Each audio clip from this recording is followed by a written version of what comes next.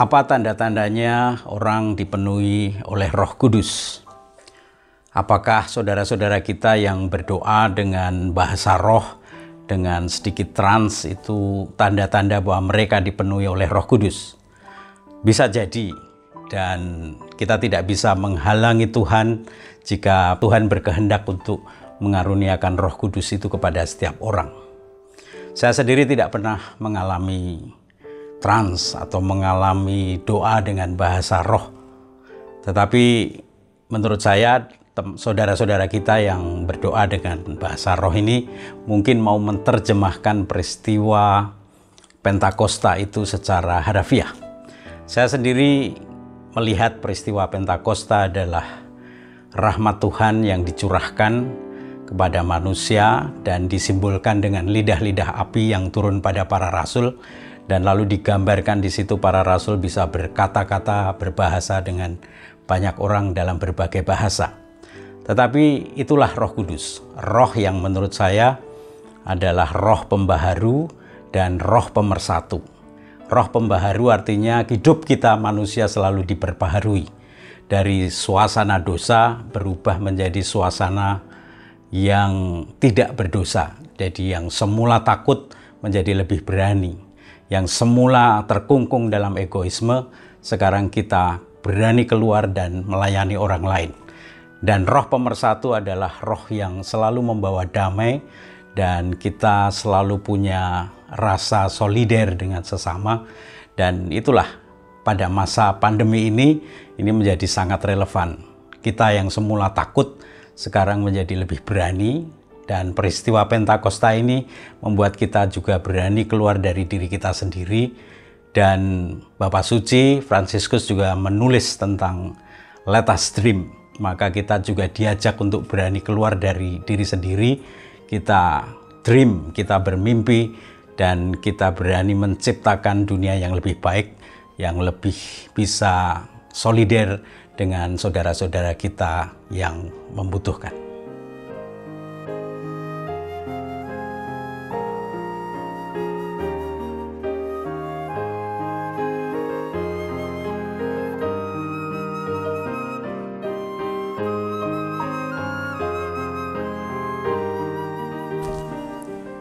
Hari Raya Pentakosta itu merupakan hari raya turunnya Roh Kudus atas para rasul.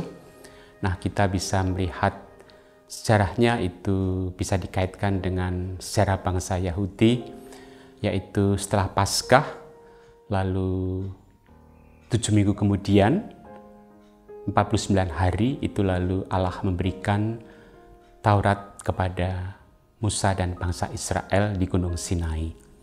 Itulah yang disebut Hari Raya 7 Minggu yang bisa kita temukan di dalam kitab Ulangan bab 16 ayat 10. Hari Raya 7 Minggu ketika mereka diminta untuk memberikan persembahan sukarela kepada Tuhan, yaitu berupa panenan mereka.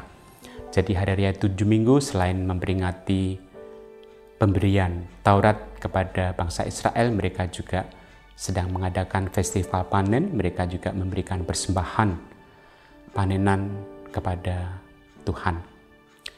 Nah, pengalaman perayaan Hari Raya 7 Minggu itu kemudian oleh bangsa Yunani, dalam bahasa Yunani kemudian hari ke-50 dikatakan sebagai Pentekoste. Itulah asli kata Yunani Pentekoste yang berarti hari ke-50. Nah, di sini pengalaman umat Kristiani itu pengalaman para rasul sendiri. Setelah 50 hari Yesus bangkit, mereka kemudian menerima Roh Kudus. Jadi setelah bangkit itu 40 hari kemudian Yesus naik ke surga. Kemudian 10 hari kemudian Yesus mengutus Roh Kudus kepada para murid. Peristiwanya bisa kita temukan di dalam Kisah Para Rasul bab 2 ayat 1-13, di mana para rasul berkumpul bersama dengan Bunda Maria, berdoa menutup pintu, mengunci pintu karena mereka takut pada orang-orang Yahudi. Nah, pada saat itu lalu terjadi peristiwa turunnya Roh Kudus atas para murid, para rasul, dan dengan Roh Kudus dalam bentuk lidah-lidah api itu, akhirnya mereka kemudian mendapatkan kekuatan baru, mereka mendapatkan pencerahan, sehingga mereka menjadi berani. Inilah Roh Kudus, yaitu Roh Penghibur yang dijanjikan Yesus sendiri sebelum wafatnya, dalam pesan bahwa Aku akan mengutus Roh Kudus kepadamu untuk menguatkan kamu dan juga untuk mengingatkan kamu akan kitab suci. Nah, dengan turunnya Roh Kudus ini, para rasul kemudian menjadi bergembira dan mereka berani. Yang dulunya takut sekarang berani, dan mereka kemudian berani untuk mewartakan Kristus kepada bangsa-bangsa. Pada hari itu, kemudian Petrus mewakili para rasul, dia keluar dari rumah dan kemudian berkhotbah di hadapan segala bangsa yang sedang berkumpul di Yerusalem untuk merayakan Paskah. Nah, di dalam khotbahnya Petrus kemudian berkhotbah tentang Yesus yang wafat dan bangkit untuk menyelamatkan umat manusia. Nah, pada hari itu juga lalu sekitar 3.000 orang dibaptis percaya kepada Kristus. Itulah peristiwa Pentakosta, turunnya Roh Kudus kepada para rasul. Maka hari itu juga bisa dikatakan sebagai hari lahirnya gereja, karena pada hari itulah kemudian terbentuk umat perdana, gereja perdana, mereka yang percaya kepada Kristus yang dibaptis pada hari itu, sehingga kemudian gereja pun berkembang sejak saat itu.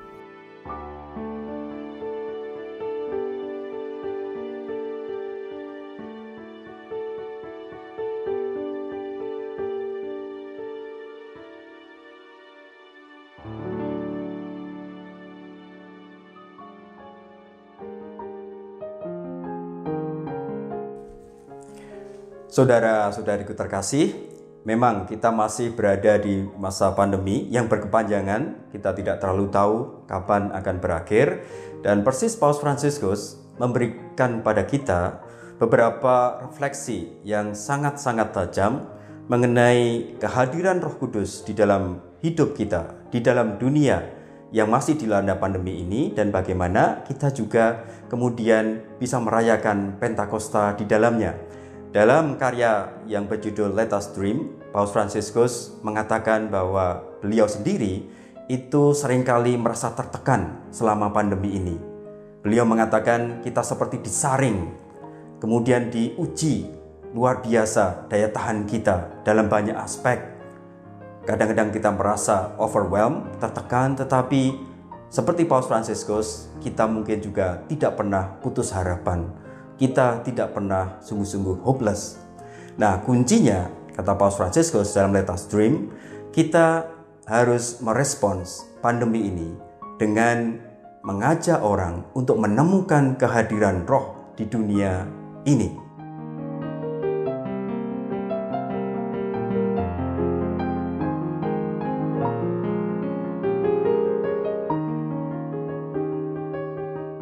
Kita hanya bisa menanggapi Roh Kudus kalau kita juga bisa jeli membaca situasi yang ada di dunia sekarang yang masih dilanda pandemi ini.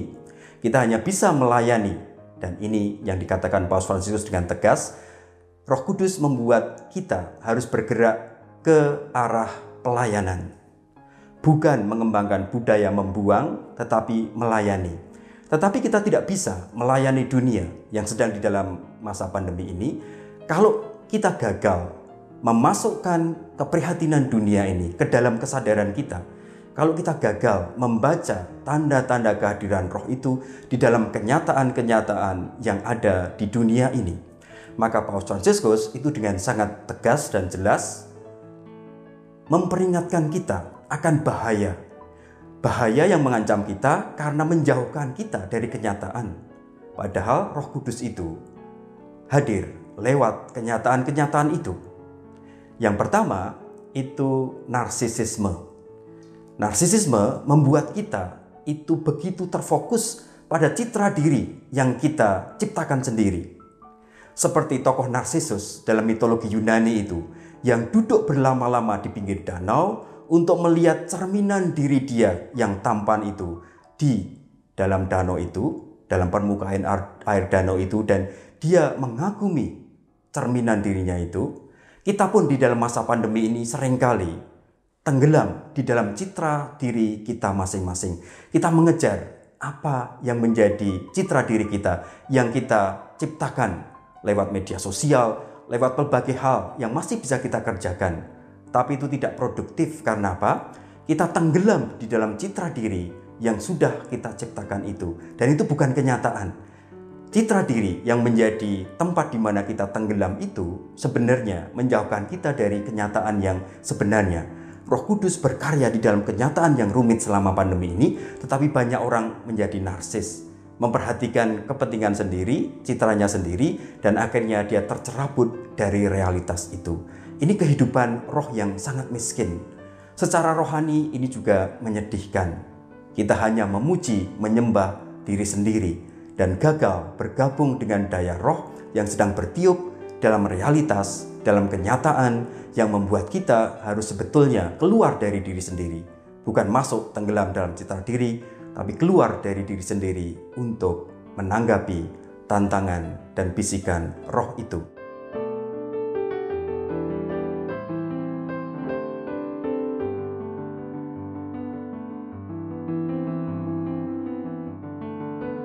Dan yang kedua, itu dalam bahasa Inggris disebut discouragement, atau mungkin keputusasaan, hilangnya semangat.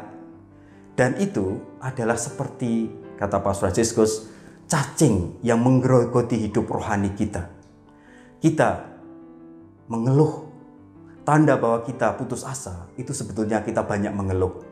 Kalau yang pertama tadi, kita tenggelam dalam citra diri kita, kesempitan diri kita. Yang kedua, sedikit berbeda.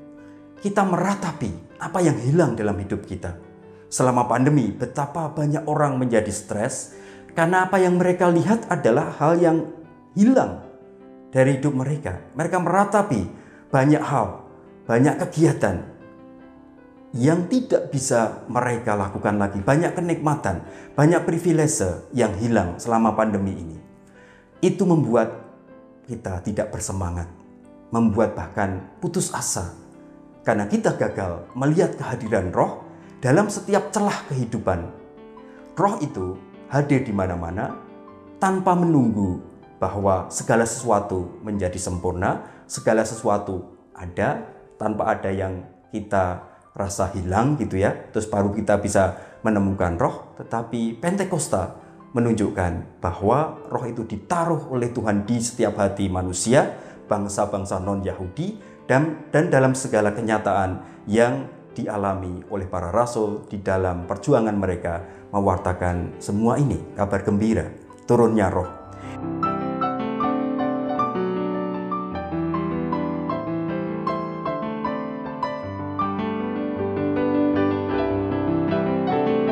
Yang ketiga adalah pesimisme. Dengan pesimisme, Paus Fransiskus memperingatkan kita bahwa kadang-kadang selama pandemi ini kita digoda untuk menutup hidup kita dari perjalanan masa depan. Pesimisme adalah istilah untuk ketertutupan hati ini. Ketika kita tidak memandang masa depan sebagai masa yang dipenuhi oleh Roh Kudus yang akan membuat kita takjub, yang akan membuat kita bertemu dengan hal-hal yang baru. Roh Kudus itu membarui dunia. Roh Kudus adalah roh pembaru. Maka pesimisme, kapan pandemi ini akan berakhir, kita pesimis, apakah kita akan kembali ke masa yang normal, kita pesimis mengenai hidup kita, mungkin kita juga pesimis. Itu adalah jalan yang buruk karena menutup hidup kita dari karya roh di masa depan.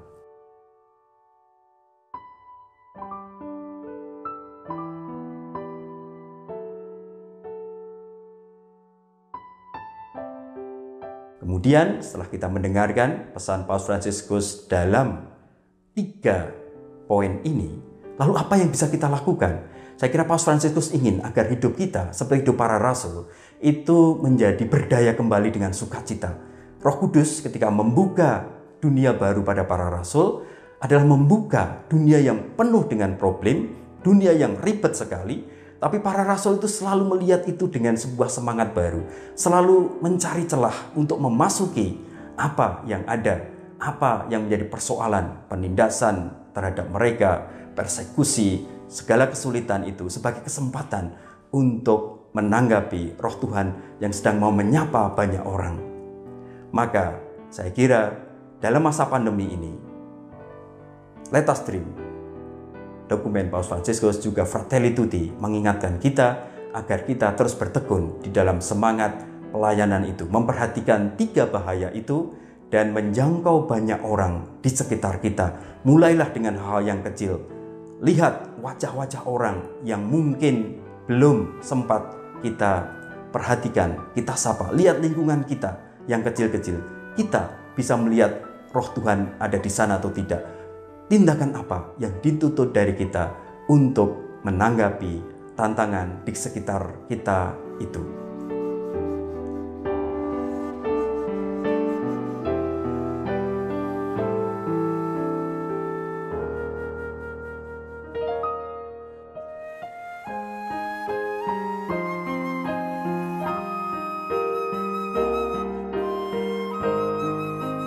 Pada masa pandemi ini kita bisa merayakan Pentakosta, turunnya Roh Kudus. Kita hayati sebagai Roh Kudus yang turun dalam diri kita masing-masing, yang kita hayati untuk hidup yang baru berkat kuasa Roh Kudus yang menghibur, meneguhkan, menuntun hidup kita. Maka kita pun juga diharapkan untuk memperbarui hidup kita dengan semangat Roh Kudus, yaitu hidup yang penuh dengan kasih, yang diwujudkan di dalam kasih kepada sesama, terutama pada masa pandemi ini tentu banyak sekali orang-orang yang berkekurangan, yang terdampak langsung akibat virus corona ini. Maka kita juga perlu membuka hati untuk mereka, untuk membantu mereka, untuk memperhatikan mereka yang berkekurangan.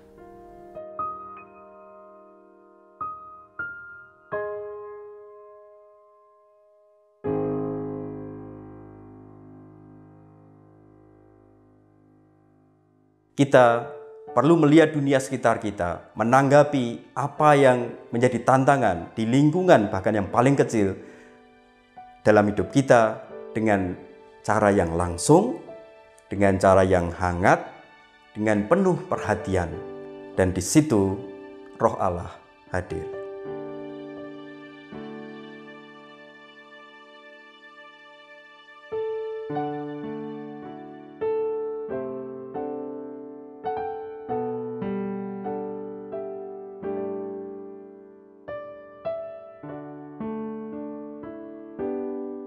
Pandemi ini membuat kita berhenti sejenak.